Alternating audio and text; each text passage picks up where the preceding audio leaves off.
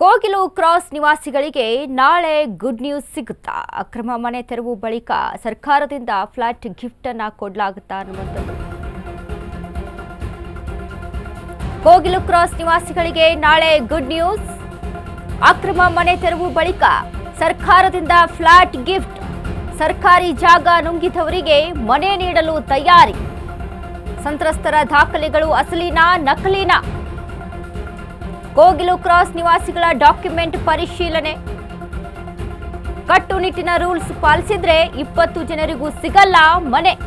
ಆದರೆ ಮನೆ ಕೋರಿ ಬರೋಬ್ಬರಿ 350ಕ್ಕೂ ಹೆಚ್ಚು ಅರ್ಜಿ ಸಲ್ಲಿಕೆ ಆಗಿದೆ. ಪಶ್ಚಿಮ ಬಂಗಾಳ, ಉತ್ತರ ಪ್ರದೇಶದ ವಾಹನಗಳು ಕೂಡ ಪತ್ತೆ. ಕೋಗಿಲು ಕ್ರಾಸ್ನಲ್ಲಿ ಹೊರ ರಾಜ್ಯದ ವೆಹಿಕಲ್ಗಳು ಇದ್ದಾವೆ. ಹೊರ ರಾಜ್ಯದವರು ಮನೆಗಳಿಗಾಗಿ ದಾಖಲೆ ನೀಡಿದ್ದಾರೆ. ಅಧಿಕಾರಿಗಳ ಜೊತೆ ಚರ್ಚಿಸಿ ಇಂದು ಸರ್ಕಾರಕ್ಕೆ ವರದಿಯನ್ನ ನೀಡಲಾಗುತ್ತೆ. ಬಹುತೇಕ ನಾಳೆಯೇ ಸರ್ಕಾರದಿಂದ ಮನೆ ವಿತರಣೆ ಆಗುವಂತ ಸಾಧ್ಯತೆಗಳಿರುವಂತದ್ದು. ಕೋಗಿಲು ಕ್ರಾಸ್ ನಿವಾಸಿಗಳಿಗೆ ನಾಳೆ ಗುಡ್ ನ್ಯೂಸ್ ಅನ್ನ ಕೊಡೋಕೆ ಮುಂದಾಗಿದೆ ಸರ್ಕಾರ. ಅಕ್ರಮ ಮನೆ ತೆರವು ಬಳಿಕ ಇದೀಗ ಸರ್ಕಾರದಿಂದ ಫ್ಲಾಟ್ ಗಿಫ್ಟ್ ಕೊಡಲಾಗುತ್ತೆ ಅನ್ನುವಂಥದ್ದು. ಕೋಗಿಲು ಕ್ರಾಸ್ನಲ್ಲಿ ಏನು ಮನೆಗಳ ತೆರವು ನಡೀತೋ ಈ ವಿಚಾರ ಈಗ ಪಾಲಿಟಿಕ್ ಆಗಿ ರಾಜಕೀಯವಾಗಿ ಸಾಕಷ್ಟು ಮುಂದುವರೆದು ರಾಜಕೀಯ ಅಂದರೆ ಮುಸ್ಲಿಮರ ಮನವೊಲಿಸೋಕೆ, ಮುಸ್ಲಿಮರ ಓಲೈಕೆಗಾಗಿರುವಂತಹ ಸರ್ಕಾರ ಈ ಒಂದು ರೀತಿಯಾಗಿ ನಿರ್ಧಾರವನ್ನು ತೆಗೆದುಕೊಂಡಿದೆ. ಯಾಕಂದರೆ ರಾಜ್ಯದಲ್ಲಿ ಈವರೆಗೆ ಸಾಕಷ್ಟು ಮನೆ ತೆರವಾಗಿದೆ. ಅಂದರೆ ಬೆಂಗಳೂರಲ್ಲಿ ಸಾಕಷ್ಟು ಕಡೆಯಲ್ಲಿ ಮನೆ ತೆರವು ಕಾರ್ಯಗಳು ಕೂಡ ನಡೆದಿದೆ. ಸರ್ಕಾರಿ ಜಾಗದಲ್ಲಿ ಅಕ್ರಮವಾಗಿ ಕಟ್ಟಿದಂಥ ಮನೆಗಳನ್ನು ಅಲ್ಲಿ ತೆರವು ಮಾಡಲಾಗುತ್ತೆ. ಆದರೆ ಈ ವಿಚಾರಕ್ಕೆ ಅಂದರೆ ಸರ್ಕಾರಿ ಜಾಗವನ್ನು ನುಂಗಿದವರಿಗೆ ಇವರು ಮತ್ತೆ ಮನೆಯನ್ನು ಕೊಡೋಕೆ ಮುಂದಾಗಿರುವಂಥದ್ದು. ಇನ್ನು ಅದರಂತೆ ಅಲ್ಲಿ ದಾಖಲೆಗಳನ್ನು ಕೂಡ ಪರಿಶೀಲನೆ ಮಾಡ್ತಾ ಇದ್ದಾರೆ, ಡಾಕ್ಯುಮೆಂಟ್ಸ್ಗಳನ್ನು ಕೂಡ. ಇನ್ನು ಅಲ್ಲಿ ಪಶ್ಚಿಮ ಬಂಗಾಳ, ಉತ್ತರ ಪ್ರದೇಶದ ವಾಹನಗಳು ಕೂಡ ಪತ್ತೆಯಾಗಿರುವಂಥದ್ದು. ಅಂದರೆ ಹೊರ ರಾಜ್ಯದಿಂದ ಬಂದು ಅಲ್ಲಿ ಇರುವಂಥವರ ಜನ ಅಲ್ಲಿದ್ದಾರೆ ಅನ್ನುವಂಥದ್ದು ಕೂಡ ಅಲ್ಲಿ ಕಾಣಿಸ್ತಾ ಇದೆ. ಹೀಗಾಗಿ ಹೊರ ರಾಜ್ಯದವರಿಗೂ ಕೂಡ ಮನೆಯನ್ನು ಕೊಡೋಕೆ ರೆಡಿ ಆಗಿದೆಯಾ ಈ ಸರ್ಕಾರ ಅನ್ನುವಂಥದ್ದು.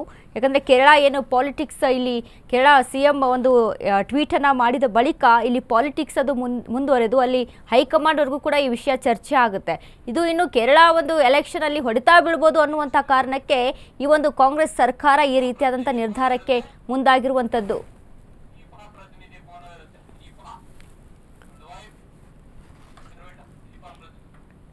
ಈ ಬಗ್ಗೆ ಮಾತನಾಡೋದಕ್ಕೆ ನಮ್ಮ ಜೊತೆ ಸಂಪರ್ಕದಲ್ಲಿದ್ದಾರೆ ದೀಪಾ.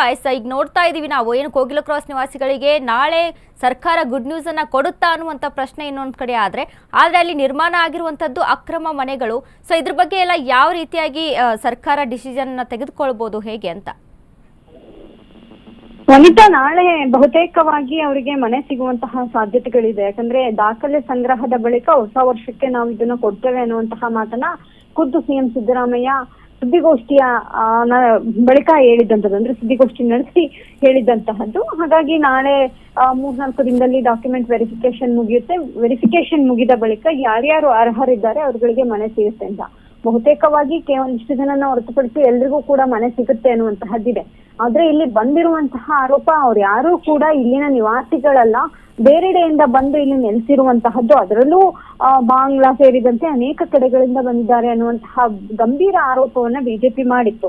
ಅದರ ನಡುವೆಯೂ ಕೂಡ ಅವುಗಳಿಗೆ ಮನೆ ಸಿಗ್ತಾ ಇರುವಂತಹದ್ದು ಎಲ್ಲೊಂದ್ ಕಡೆ ಸರ್ಕಾರಕ್ಕೆ ಮತ್ತೊಂದು ರೀತಿಯಲ್ಲಿ ಮತ್ತೊಂದು ದೊಡ್ಡ ಆರೋಪವನ್ನ ಎದುರಿಸೋದಿಕ್ಕೆ ಸರ್ಕಾರ ರೆಡಿ ಆಗ್ಬೇಕಾಗಿದೆ ಅನ್ನುವಂತಹದ್ದು ಬಿಜೆಪಿ ನಾಯಕರ ಮಾತಿನಿಂದ ಗೊತ್ತಾಗ್ತಿದೆ. ಯಾಕಂದ್ರೆ ಅವರು NIA ತನಿಖೆಗೆ ವಹಿಸ್ಬೇಕಿದ್ನ ಅನ್ನುವಂತಹ ಹೇಳಿದ್ದಾರೆ. ಯಾಕಂದ್ರೆ ಇದು ಪಾಕಿಸ್ತಾನ ಮಾಧ್ಯಮಗಳಲ್ಲಿ, ಪಾಕಿಸ್ತಾನದಲ್ಲಿ ಈ ವಿಚಾರ ಚರ್ಚೆಗೆ ಬರ್ತಾ ಇದೆ, ಹೇಗೆ ಹೋಗುತ್ತೆ ಇಲ್ಲಿಂದ ಮಾಹಿತಿ ಅನ್ನುವಂತಹ ನಿಟ್ಟಿನಲ್ಲಿ ಕೂಡ ಒಂದು ಗಂಭೀರ ಆರೋಪ ಮಾಡಿದ್ದಾರೆ. NIA ತನಿಖೆ ಮುಗಿದ ಬಳಿಕ ಯಾರೋ ಅರ್ಹರಿದ್ದಾರೆ ಅವರಿಗೆ ಕೊಡ್ಲಿ ಎನ್ನುವಂತಹದ್ದು ಕೂಡ ಬಿಜೆಪಿ ವಾದ ಆಗಿದೆ. ಅದರ ಬೆನ್ನಲ್ಲೇ ನಾಳೆ ಬಹುತೇಕವಾಗಿ ಅವರಿಗೆ ಮನೆ ಸಿಗುತ್ತೆ ಅನ್ನುವಂತಹದ್ದು ಇರೋದ್ರಿಂದ ಸದ್ಯಕ್ಕೆ ಇದೊಂದು ಅಂದ್ರೆ ಈ ರೀತಿಯಾದಂತಹ ಒಂದು ಆರೋಪವನ್ನ ಸರ್ಕಾರ ತನ್ನ ಮೇಲೆ ತಾನೇ ಎಳಿಸ್ಕೊಳ್ತಾ ಅನ್ನುವಂತಹ ಪ್ರಶ್ನೆ ಕೂಡ ಇದೀಗ ಎದ್ದಿದೆ. ವನಿತಾ, ಧನ್ಯವಾದಗಳು ದೀಪಾ ನಿಮ್ಮೆಲ್ಲ ಮಾಹಿತಿಗಾಗಿ. ಏನಂದ್ರೆ ಬಹುತೇಕ ನಾಳೆ ಸರ್ಕಾರದಿಂದ ಮನೆ ವಿತರಣೆ ಮಾಡಲಾಗುತ್ತಾ ಅನ್ನುವಂಥದ್ದು ಒಂದು ಕಡೆ ಪ್ರಶ್ನೆ ಇರುವಂಥದ್ದು.